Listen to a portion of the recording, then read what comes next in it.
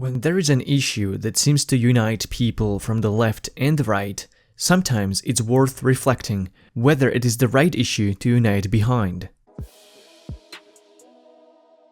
Today, perhaps more than ever, voices calling for more regulation of social media and big tech platforms are becoming louder. It's not surprising that an interventionist approach is coming from the populist left. Oh, the idea that any of these giant social media platforms, which are effective monopolies, the idea that YouTube or Facebook or Twitter can just willy-nilly decide, yeah, we're going to pull down whoever we want for whatever reason we want because something vague terms of service, the principle of that thing is the problem. So what's the real solution? The real solution is that all of these different outlets should be regulated as public utilities. This is now regulated as a public utility, so the First Amendment applies. But this message seems to resonate in the right-wing circles and begins to reach mainstream maybe even faster on the right than on the left. Since it has the power to censor the internet, Google should be regulated like the public utility it is, to make sure it doesn't further distort the free flow of information. But what would it mean to regulate social media as public utilities? Would it guarantee that the internet would be more free and open?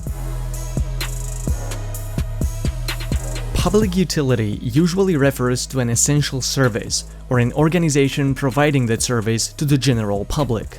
The key word here is essential because not just any service can be defined as a public utility. Essential services are usually very basic, like building pipelines for water and natural gas or laying electric and telephone wires. In many cases, it is just the bare infrastructure that's considered a public utility, while the services themselves can be open to competition of providers using the same public infrastructure. Sometimes, internet can be considered a public utility, but more often, it's the backbone, telephone or cable infrastructure that's considered a public utility. Internet service providers are then allowed equal access to this infrastructure to offer internet access service to homes and businesses. But in the United States, the internet is not considered an essential service. Internet is defined as an information service that is built on top of the basic telecommunications services. This comes back to the net neutrality debate, which has been challenging the Federal Communications Commission since 1970s. The FCC regulates what makes up the internet of today on 3 levels: as telecommunication services, information services, and edge providers. Telecommunication services classify companies that provide basic infrastructure: telephone pipes, cable TV, or fiber optic cables. The US doesn't have a big competition of telecom providers, and they are usually provided as monopolies by AT&T or Comcast. Information services then use this backbone telecom infrastructure. Internet service providers fall under this category, and it is usually a more competitive market. However, in the United States, internet service providers are oftentimes the same companies that offer telecommunications infrastructure, and thus they use their dominant position in the telecommunications market to bar entry of new providers to internet service market. Net neutrality order by the FCC in 2015 was supposed to classify internet service providers as telecommunication services and thus regulate them as public utilities.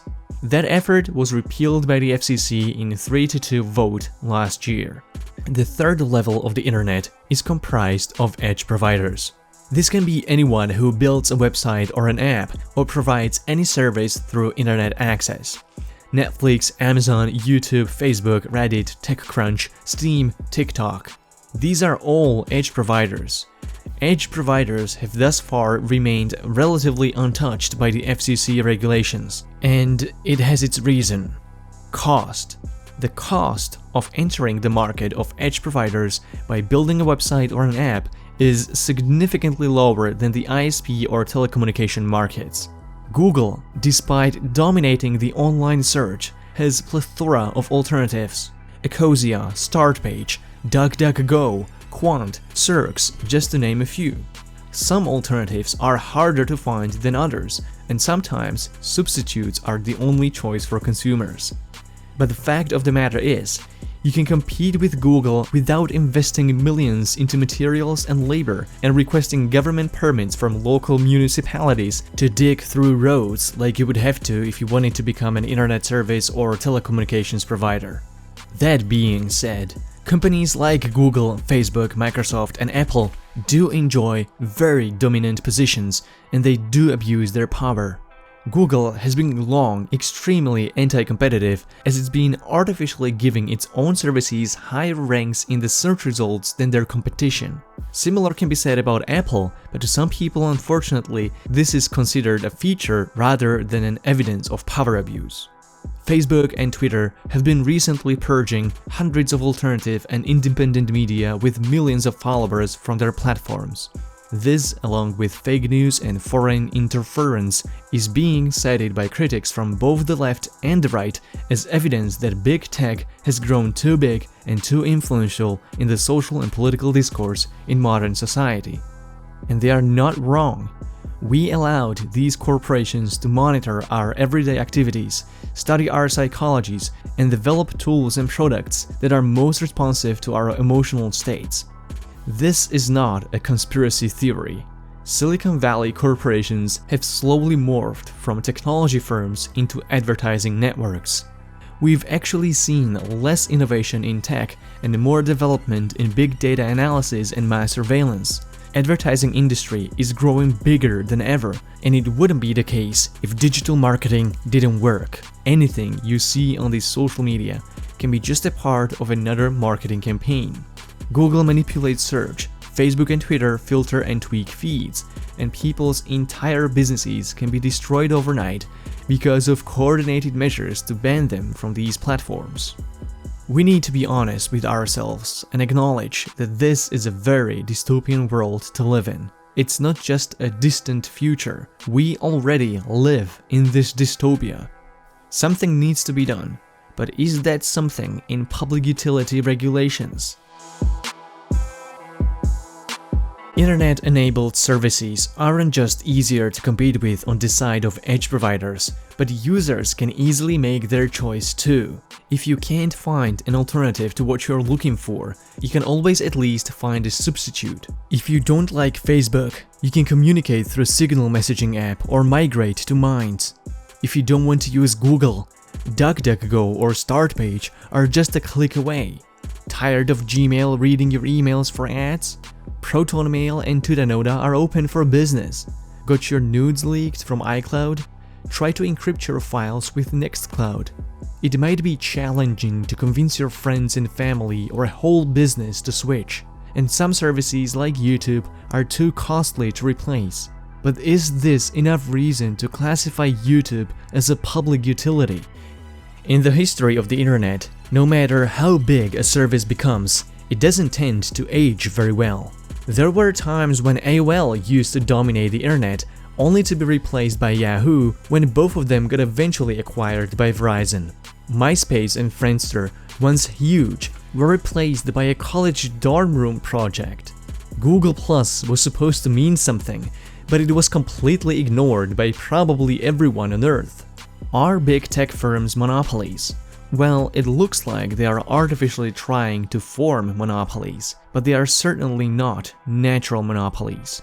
Natural monopolies are usually providing that backbone infrastructure where it is actually cheaper to have just one provider of gas pipelines than having multiple pipes from several companies going into each house. Internet firms aren't like that. Their services are not tied to any geographical location. The internet market is the whole globe.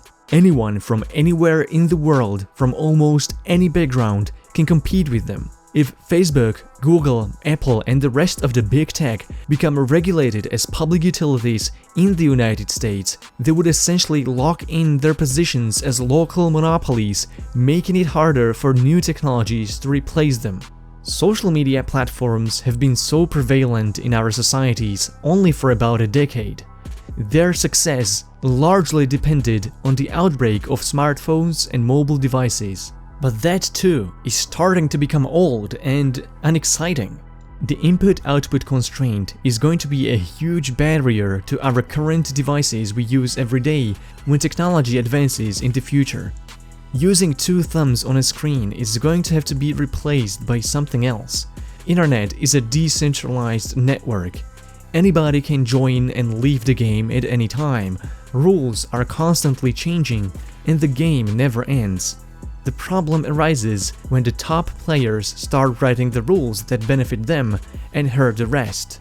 The big tech needs to be investigated for anti-competitive practices instead to allow more competition of edge providers. They wouldn't be able to censor free speech if people were using a more diverse range of services. But I don't blame consumers for this. If you are aware of these problems, you can switch already. But the big tech's interference artificially censors competition from internet users. If Google wasn't manipulating search results to favor their own services and de-rank their competition, if Apple wasn't waging patent wars against competing providers, if Amazon wasn't pricing out book retailers only to dominate the publishing industry, we wouldn't have these problems today. When the government fails to protect fair game and is implicit in preferential treatment, is it reasonable to turn to the same government to make a change? If you don't like centralized corporations offering you centralized services, is it reasonable to expect from a centralized government to bring about any meaningful change? Some might say that the government is accountable to its electorate and corporations are accountable to their shareholders. True, but that doesn't apply to a political system where corporations are allowed to pour hundreds of millions of dollars annually to write laws that favor them and harm you. What do you think Washington doesn't understand? I would invert the question by saying the average American doesn't realize how much the laws are written by lobbyists. And that is, and I'm not trying to offend anyone who might be of that like here, and it's shocking now, having spent a fair amount of time inside the system, how the system actually works. And it's obvious that if the system is organized around incumbencies writing the laws, the incumbencies will benefit from the laws that are written. And finally, regulating social media as public utilities might make more sense in the United States than anywhere else in the world because of the First Amendment. But not even people in the United States are settled on what is and isn't free speech. Would conservatives be in favor of monopolizing the internet content if they weren't in power as they are now? The point is that it is a lot safer to vote with your wallet, or more specifically with your data, and switch to alternatives and substitutes that are more aligned with your values and ethics, than to call for help from the government bought out by the very same corporations you want to oppose. So instead of relying on the system riddled with pay-to-play corruption to fix itself, it's time for the people to enforce change. The future of the internet lies in decentralization. It is possible to make that switch now. I don't use any Google service outside of YouTube at all. I use DuckDuckGo for search, ProtonMail for email, and Nextcloud for cloud storage. I have no Facebook, Instagram, and I don't even use my Twitter account that much. I hate Windows and I can't stand macOS, so I edit my videos on GNU Linux. I communicate with my closest friends over Signal messaging app, and if I need to get anything done, I always find a free and open source software for it. Every time we give them this duty, we're also giving them more power. We're telling them, we think you, Facebook, should decide how to run the culture. And even if in each case, what we're saying is absolutely defensible and